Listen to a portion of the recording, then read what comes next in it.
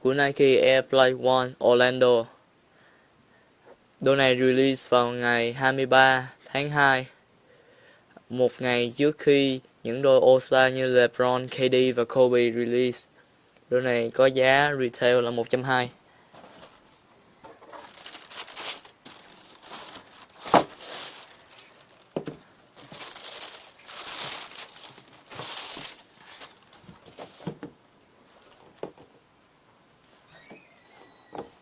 Bắt đầu với đôi này, đặc biệt ở chỗ là đôi này được làm vào dịp của All-Star Orlando và đôi này dùng để tưởng nhớ Penny Hardaway.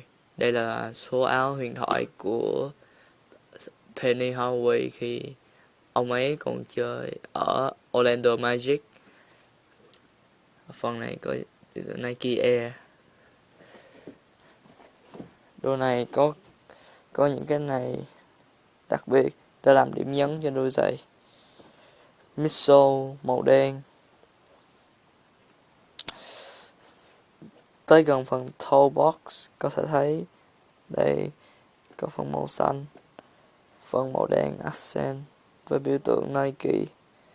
Ở phần ngoài của giày, cuối toe box là màu trắng.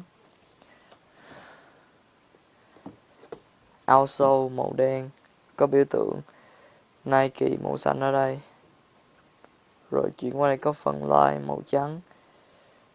Đây, cái phần màu xanh này làm tương tự giống như là những cái phần mà làm đôi này đặc biệt ở đây.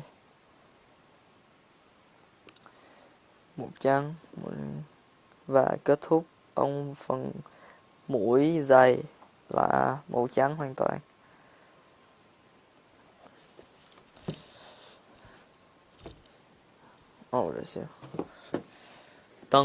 Thân của nó có biểu tượng của Nike ở đây.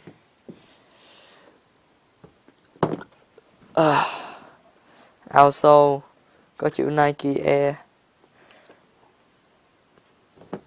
Size tag nằm ở ngay bên này.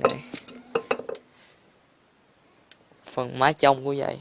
Rồi đây cho các bạn xem phần má trong của giày.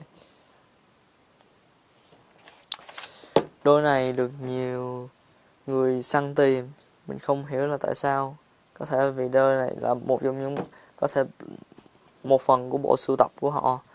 Nhưng riêng đôi này mình thấy là nếu mang thì cũng không có gì đặc sắc lắm, chỉ có thể hơi xấu tí theo ý kiến của mình. Nhưng mà mỗi người một sở thích. Mình mua đôi này là để bán lại, và mình vừa rồi bán được với giá 180. Với giá đó bán xong mình sẽ cố gắng để mua được đôi KD All Star và mình sẽ làm review cho các bạn sau. Nhìn tổng quát của đôi này.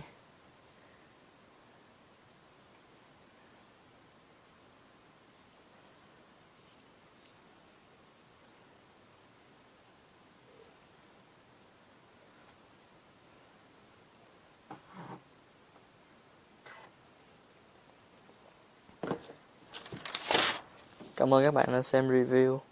Peace.